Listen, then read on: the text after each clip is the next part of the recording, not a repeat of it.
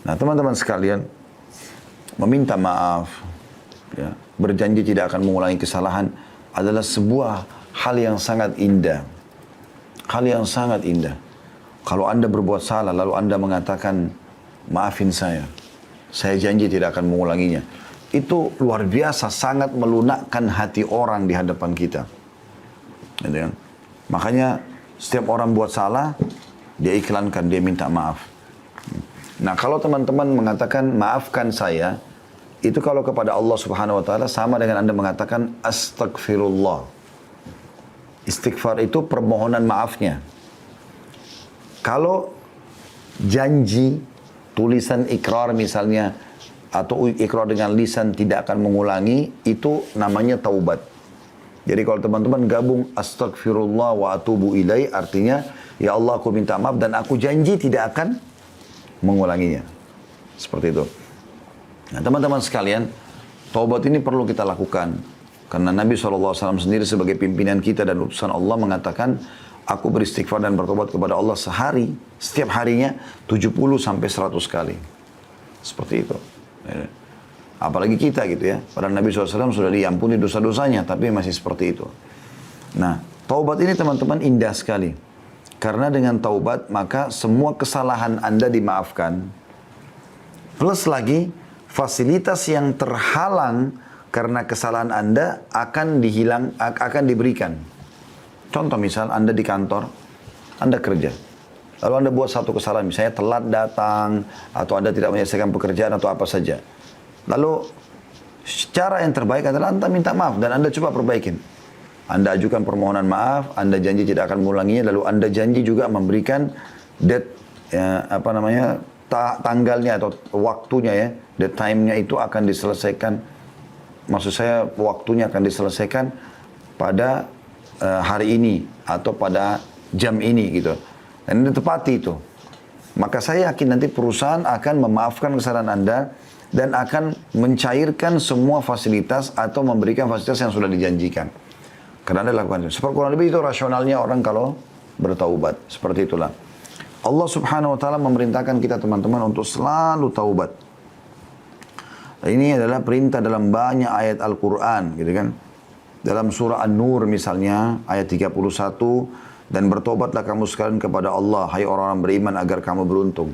Wa tubu ilallahi jami'an ayyuhal mu'minun la'allakum tuflihun. Ya. Allah SWT menyuruh itu. Kemudian juga dalam surah At-Tahrim ayat 8 juga begitu. Hai orang beriman, bertobatlah kepada Allah dengan taubat yang ikhlas. Ya. Alladzina amanu tubu ilallahi taubatan nasuha. Jadi kan? Dan cukup banyak ayat-ayat Al-Quran yang membahas masalah itu. Begitu juga perkataan Nabi Nuh alaihissalam kepada kaumnya. Wa qul istaghfiru rabbakum innahu kana ghaffara. Dan Nuh pun berkata kepada kaumnya, mohon ampunlah kepada Tuhan kalian karena dia Maha Pengampun. Manfaatnya apa? Yursilis sama alaikum midrara. Maka dia akan turunkan dari langit air yang deras, maksudnya rezeki. Ya. Karena kalau hujan turun dari langit, maka secara otomatis akan hidup tumbuh-tumbuhan, hidup hewan-hewan, manusia pun bisa hidup dari situ. Semuanya bisa bergerak dengan adanya air. Wa yumditkum bi amwalin wa banin. Dan dia akan memberikan tambahan keturunan dan harta buat kalian. Makanya pernah teman-teman sekalian, ada orang yang datang kepada Hasan Basri rahimahullah, 3 orang. Tiga-tiganya punya masalah nih. Yang satu datang mengatakan, wahai imam. Imam itu kalau kita kiai di Indonesia ya. Saya sudah lama sakit, tidak pernah sembuh. Sudah berobat sana sini, tabib ini, tabib itu, tapi belum sembuh. Apa saran Anda? Kata Hasan Basri, istighfar dan bertobat kepada Allah. Tapi yang benar, yang nasuha, yang tulus kepada Allah. Orang itu pulang. Masuk orang kedua. Jadi sini perbanyak istighfar ya, kata Hasan Basri. Bukan cuma istighfar dan tobat saja pulang, enggak. Perbanyak. Lisanmu selalu astagfirullah wa atubu ilaih. Terus sampai engkau melihat jalan keluarnya. Datang orang kedua mengatakan, wahai imam, saya sudah lama menikah. Ini saya sama istri saya, kebetulan sama istri datang ke rumah Hasan Basri. Rahimahumullah semuanya. Lalu dia mengatakan, kami sudah 10 tahun menikah, belum punya anak. Apa saran Anda? Kami sudah coba ke tabib ini, tabib itu, tapi juga tidak bisa. Ya, kami dapatkan solusinya. Kata Hasan Basri, perbanyak, garis bawah kalimat perbanyak. Perbanyak istighfar dan taubat. Amalkan. Pulanglah orang itu, orang ketiga datang mengatakan, wahai imam, saya sudah lama bekerja, bertahun-tahun, tidak pernah kaya seperti fulan. Ditunjuklah orang kaya di negeri itu gitu. Orang itu di kota Basra ya, di Irak. Maka kata Hasan, dan saya sudah coba kerja ini, kerja itu, tetap aja begini keadaan saya sudah sekian tahun. Apa saran anda, kata Hasan Basri, perbanyak istighfar dan taubat. Waktu pulang tiga orang ini, berkata pada saat itu teman-teman sekalian, murid-murid Hasan Basri, ada dalam atharnya dikatakan istrinya bertanya, kenapa anda cuma menyuruh istighfar dan taubat padahal orang-orang ini mungkin butuh sesuatu yang lain gitu. Maka apa kata Hasan Basri, tidakkah engkau membaca firman Allah Subhanahu wa taala tadi dalam surah Nuh itu ya, Nuh berkata kepada kaumnya, wa qul istaghfiru rabbakum innahu kana ghaffara.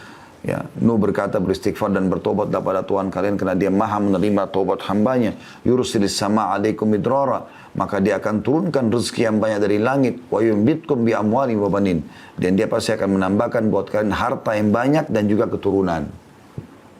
Jadi luar biasa manfaatnya.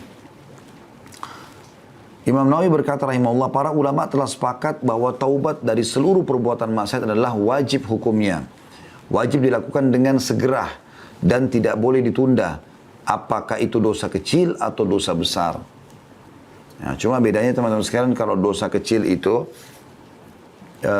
bisa diampuni dengan sholat, dengan wudu, ya. Kemudian dengan semua ibadah lah, sedekah, bakti sama orang tua, jenguk orang sakit, semua ini bisa memaafkan dosa-dosa kecil. Tapi kalau dosa besar harus taubat nasuha. Artinya betul-betul kembali kepada Allah dengan tulus dan ikhlas. Imam Nawawi mengatakan syaratnya 3. Meninggalkan dosa itu seketika. Lagi zina berhenti, lagi riba berhenti, lagi bohong berhenti. Kemudian yang kedua menyesali. Dan yang ketiga berjanji kepada Allah tidak akan mengulanginya. Subhanallah, ini tidak sulit ya. Karena meninggalkan dosa itu bisa kita kerjakan setiap saat. Menyesal ini, kata ulama, semua orang yang buat dosa, Allah akan datangkan penyesalan. Allah datangkan penyesalan. Jadi penyesalannya itu semua muncul. Kayak orang habis berzina, orang habis menipu. Hilang itu. Muncul itu rasa menyesal. Sudah ada. Kemudian yang ketiga, janji sama Allah tidak akan mengulanginya. Maka akan diterima taubatnya insya Allah. Seperti itu. Kita tutup teman-teman sekalian dengan beberapa sabda Nabi SAW, diantaranya, sesungguhnya Allah Subhanahu Wa Taala selalu membuka tangannya di waktu malam untuk menerima taubat orang yang melakukan kesalahan di siang hari. Dan sesungguhnya Allah membuka tangannya pada siang hari untuk menerima taubat orang yang melakukan kesalahan di malam hari. Begitulah terus hingga matahari terbenam dari barat. Ya, maksudnya di sini, terbenam, ya, terbit dari barat, sampai terbit dari barat. Hadits yang selanjutnya, Allah Subhanahu Wa Taala sangat gembira dengan taubat hambanya. Jadi Allah ini subhanallah tidak mau kita masuk neraka, mau kita masuk surga. Makanya dia sangat gembira dengan taubat hambanya. Dan kita tutup dengan ini teman-teman sekalian insyaAllah.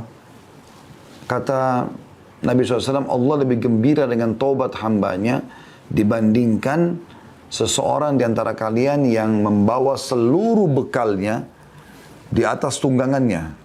Ya, digambarkan tunggang itu zaman dulu seperti unta misalnya. Dia bawa semuanya bekalnya.